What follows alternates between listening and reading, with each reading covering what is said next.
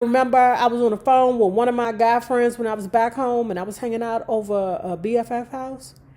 I said, I'm over here around Kitlands chilling. He said, Boo, what are you doing around there? I said, I'm with my girlfriend. He said, don't forget to put your rain boots on because it's wet around here.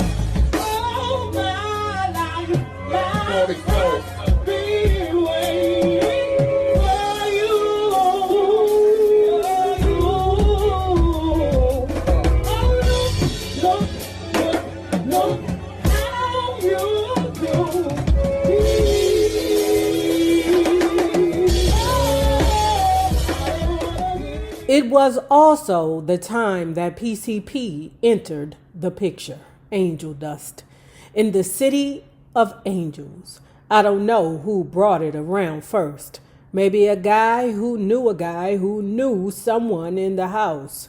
You could snort it as powder or smoke it in dipped cigarettes. It threw your perspective off, which I liked, but it wasn't for everybody. Baby, when I tell you back home, we call it back home Love Boat or Lovely or Dipper. Wait a minute, let me rephrase that. We ain't in this shit because I don't smoke that shit. They call it Love Boat, and I think Love Boat is weed dipped in PCP. Now, I didn't even know that you could snort it. Who in the hell want to snort that mess and put that inside their brain? Like, I don't know. And let me tell you the funny part about PCP. It would do the craziest things, y'all, to people. People would run around naked. And it was young and old, baby. Young and old. I don't know what it is about that drug that make people want to take their clothes off. I don't know. And when you see somebody butt naked in the middle of the street, what in the fuck make you say, ooh, I want to be butt naked in the middle of the street? I'll never understand that. I will never understand a dummy. Never. To me, it's something mentally wrong with you to even want to mimic crazy behavior. So I'm going to tell you what was happening back home. Young people was realizing that they could stay higher longer off of PCP. And then you have crackheads, because everybody want to know where the hell all the crackheads went. They smoking PCP now. But then you got crackheads that figured out if I smoked a dipper, instead of me getting that sense of euphoria for, however long it is when you hit a rock, you can get it for 24 hours straight. The problem is, and it's a lot of problems, people were in situations where they weren't even aware of what is happening to them. Like around there by Addison Road Station, you know what I'm talking about back home. I remember seeing a video where a girl was like, sir, your guts hanging out. Sir, I'm sorry, your guts is hanging out. Never mind the fact that he butt naked. But his intestines and all that other stuff is hanging out of him because he fucked with the wrong one that night and they sliced his ass open. It's also, what is that, it's not a fable or is it like a old, wives, like a tale that this young couple over there in Kenilworth Park smoked some dippers, thought their children were demons, and chopped them up in the tub. It's a lot of situations like that. I don't know why you smoke them dippers and see demons. I don't want to wake up in Debo's chicken coop. And it is certain areas back home that are considered the water park.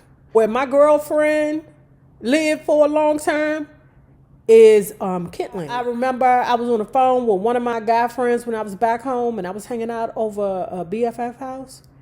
I said, I'm over here around Kitlands chilling. He said, Boo, what are you doing around there? I said, I'm with my girlfriend. He said, don't forget to put your rain boots on because it's wet around there. Y'all listening in the comments? I want y'all to go back in the house, put on your rain hat, your raincoat, and your duck boots, because it's fitting to get real wet. in this part of the book. It threw your perspective off, which I liked, but it wasn't for everybody. It could send people down a road. The PCP completed the picture, or maybe it just cluttered up a scene that was already crowded with coke and pills. There are many tales from that time that people like to tell, that have been told over the years. Freddie said that at a party, I appeared at the top of the stairs and announced to the guests that they were welcome to my booger sugar, but should be careful about using what other people brought around, meaning the dippers, PCP.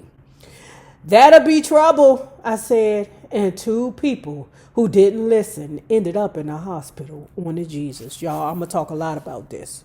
So one time I was around Garfield Terrace, another water park, okay?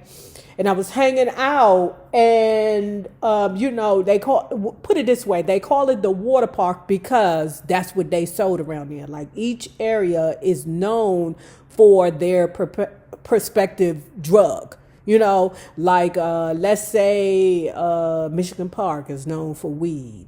Let's say Morton Street is known for dope. Let's say Garfield Terrace is known for selling PCP. Okay. So anyway, they would always have people coming through there trying to buy that shiz, right? And then it was some young people like 16, oh my God, 15, 16 years old. Baby, that fucking girl decided that she wanted to try it. I said, y'all gonna let that little girl smoke that shit? And they like, I'm not her mama. We not her mother. She decided to smoke it. Her mother somebody go knock on the door. Your daughter out here smoking PCP. Dude was like, Nate, mind your business. Not 2 minutes later from that conversation, the goddamn ambulance was pulling up because this fucking little girl is lunching out over the dippers. That'll be trouble, I said. And 2 people who didn't listen ended up in the hospital. Bubba said that once I was walking around the house like I was in a trance, stiff as a plank. He went upstairs and got a pistol to keep the peace. And when I saw the peace, I ran upstairs to my bedroom and stayed there for the rest of the day. Stephanie, that's one of his girlfriends, said that the group at Coldwater briefly included a young, rich white girl, 19 or 20, who owned horses and drove a Mercedes, but preferred hanging with musicians and using drugs. She had taken too much PCP and broken down completely to the point where she needed to relearn even her own name. When Stephanie heard about that, she flushed my stash. What can I say to all of that? Yes, no, no. No, yes, no, maybe. I was standing on a chair instead of the top of the stairs when I came down to warn people about the other dealer's stash. Maybe I asked Bubba to get a lighter instead of a phone book. Or maybe he was holding a newspaper instead of a gun. Maybe the girl was half Japanese.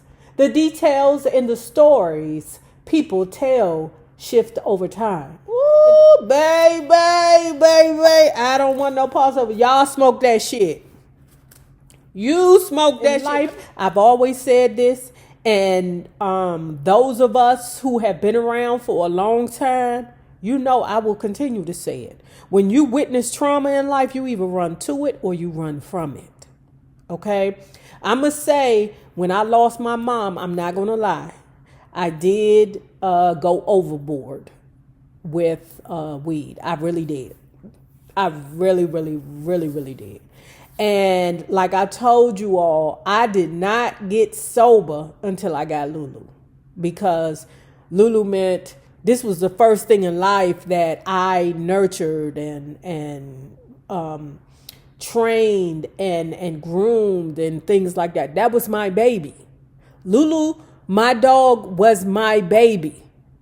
So I wasn't going to do anything that would put his life in jeopardy. I needed to be 100% for my dog at all times. And I know some people say, Well, nay, that dog ain't gonna die. I mean, people raise kids off weed. That's how they do things. That's not how I do things. Okay? I know people can get high or smoke a little piece of herb and raise children. Not me. The end of the decade rose into sight, but things were falling too.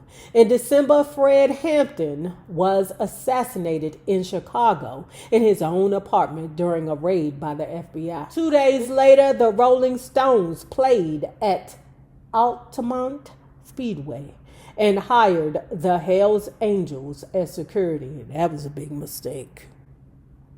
That was a big mistake. I ain't even gonna get into it. We said goodbye to the 60s with a new single, Double A Like a Battery.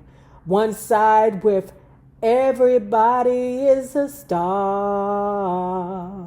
Smooth, gentle, like hot fun in the summertime. Vocals traded off among the band. The message was real. You could look up at the sky and everything up there was a star. The other song on the single, Thank You for Letting Me Be Myself Again, came in quicker and thicker. Larry had the bass down, thumbing and thumping.